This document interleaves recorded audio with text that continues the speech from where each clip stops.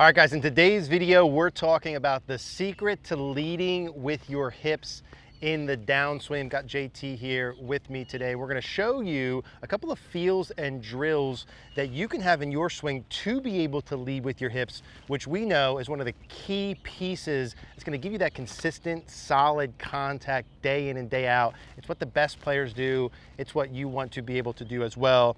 JT, I know when we're talking leading with the hips, a lot of players will come into us and ask like, hey, I'm kind of stuck during my downswing. I don't feel like I'm able to get through the ball well. Yep. How do I get my hips going like those pros? And we'll flip-flop spots here. Yeah. And I know one thing we talk about a lot, and really the secret, if we let the cat out of the bag here, is the sequence. Exactly. And really specifically being able to get your arms and club moving in one direction while the hips or pelvis are moving in another direction. And so we have a drill, kind of a go-to drill that we use for this, some version of the float load. Let's kind of walk them through how to do the drill, what the basic concepts are of the sequencing, and we'll kind of work through the details. Perfect, sounds great. So as Eric said, a big deal for us in terms of leading with the hips is the sequencing.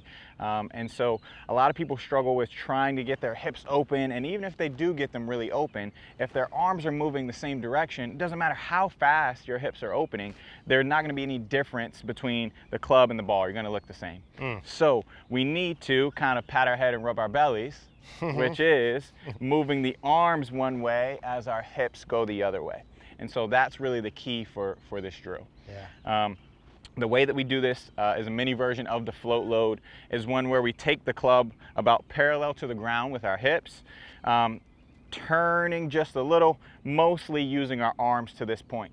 Now the trick of this is to make sure from this parallel to the ground position to where my lead arm is parallel to the ground, this is when I want to start moving my hips towards the target. So this time frame of club parallel to lead arm parallel is when we're going to start that process of actually changing direction with our hips. And it's interesting, I think, if you're looking at this, the concept is we want to lead with the hips. By definition, if the hips are leading, that means the rest is trailing. Yes. So it's sort of like, imagine you're starting at a line, you're going to race. Yep. If we want to have the hips winning the race and the rest of the body, the arms club, losing the race, it just makes sense to give the hips sort of an advantage. Yes. Let them start the race a little sooner, put them up, right? Yeah, to get a bigger head start. Yeah. As a slow guy, right, we'll take all the advantage we can get. And so you're saying, hey, if we sort of, let's demonstrate the drill. Yeah. And so that's a good added piece too. So the timing of this is when you're about halfway back. So you're saying, hey, you're actually going to be feeling, let's go halfway back. Yep. So you're saying you're going to be feeling the pelvis or hips opening as the arms are actually going that way. Yes, exactly. So that's the opposite that we want to feel. We want to feel the, the hips going around towards the target, the hands going up kind of towards the sky. Okay, JT, why don't we demo one? Let's say no ball first. Yep. So let's actually make like a downswing through the ball. Perfect. And when you would start someone with this for them to feel it, you like them to actually pause there for a second? Yeah, pausing here is okay, but the biggest thing really is, I like this the most, is no ball, just because it's going to feel so weird. So no ball or foam ball, just to get the feeling down.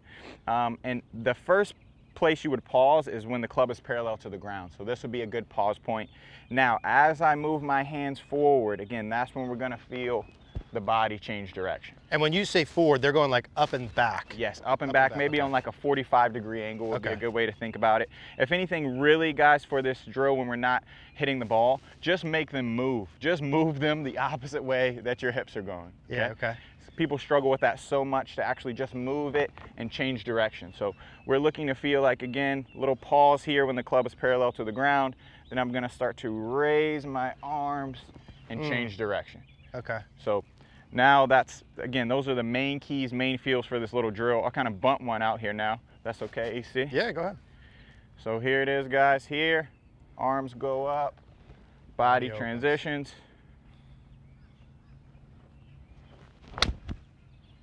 Yeah, beautiful and good strike. If we show like a good player, like any really good ball striker, any of the top players in the world are just good ball striker, you would see the separation happening. You see it on camera really in transition, but it's happening, it's starting earlier on. Yes. The point being, like, there's no way your hips could win or lead if they're going at the same rate and time as the upper body. If they're going at the same time, how could they lead? Yeah, exactly. They can't. They can't. So for them to be able to lead, they have to get a little bit of a head start earlier. And I really think this way to train it, to start to feel it, is really good. Now, one of the things, JT, yeah, you can hop in there. Perfect. One of the things, JT, after the drill, because the drill's a good way to start. Yes. Right? You want to be able to do that in the beginning. It really makes it easy to get the feel when you do the pausing. The expectation there is you're not going to hit it perfect right off the bat. It's just to gather a feel. But then like any drill, how do we take that, kind of have one feel that we could take out onto the golf course? If we were to transition this into a full swing, maybe without any pausing, like how do I make a full swing with it? Yeah. You would just maybe feel it later on? Yes, so a good reference point that I use really for all my players is that no matter how big the swing is, you're going to start this change of direction around the 75% point. So if I am taking a half swing, for example, right, you know, people are like, okay, I can do it, if, you know, these little swings. If I'm going to take a half swing, this will be my 100% mark. Yes. Okay, so this will be a full swing. 75 would be somewhere around here. So this is where I would start. Okay. So if I'm going to take a 3/4 swing, okay, there's my 100% mark. My 75% is going to be a little bit later. If I'm going to take a full swing, you know, my 75% mark is going to be maybe around my ear. That's really good. It's interesting. Yep. So no matter the swing length, you're always getting the hips going at the 75% mark of that length. Yes, of that length. Okay. So that's kind of how we progress from that's this. Great. So that's how you take this little drill, you know, the small drill, kind of a miniature version of the float load, where we only take it to maybe lead arm parallel to the ground, and you take it all the way up to the top, is again, that 75% point, that reference is when you always want to be changing direction. You want your hips to be leading the way. Love that. JT, why don't we let's do like a full swing one. You don't have to go full speed, but full swing. So you're saying with a full swing then, you would start feeling the hips opening and going down at about left arm parallel? Yeah, at about left arm parallel, maybe a little bit after. Okay. Yeah. Yeah, let's see one of those. So now just kind of demonstrate this in a full swing here. And it's interesting to watch when you do that, because like that's basically just your normal swing. Yeah. That's like what you do normally. That's what I do normally. Let me hop in there and mess around with that for a second. Yep. So I think when you guys are doing this, right, and you're first starting, let me get a better tee, it's gonna feel different, right? The change of direction. You're coming from a place, if you're struggling with leading with your hips, to keep things simple, that kind of everything's moving as one.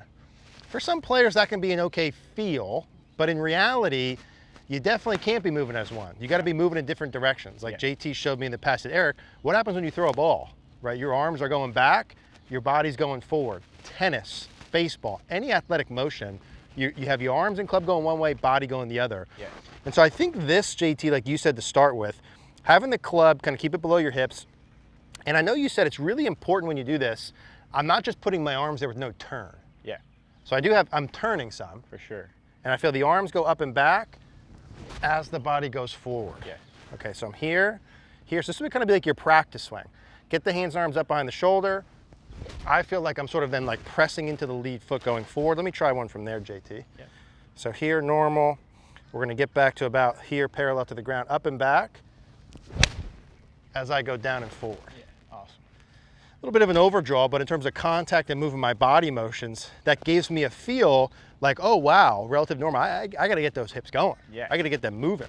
Yes. And are you okay, JT, when someone does this, sort of, okay, once for me, what I feel like as they're going up and back to lead with the hips, I really feel a pressure in the lead foot as I'm creating some of that rotation. Yes, it should feel very intuitive, as you mentioned, to other sports. If you guys play any other sports or played other sports in your life, super, super intuitive.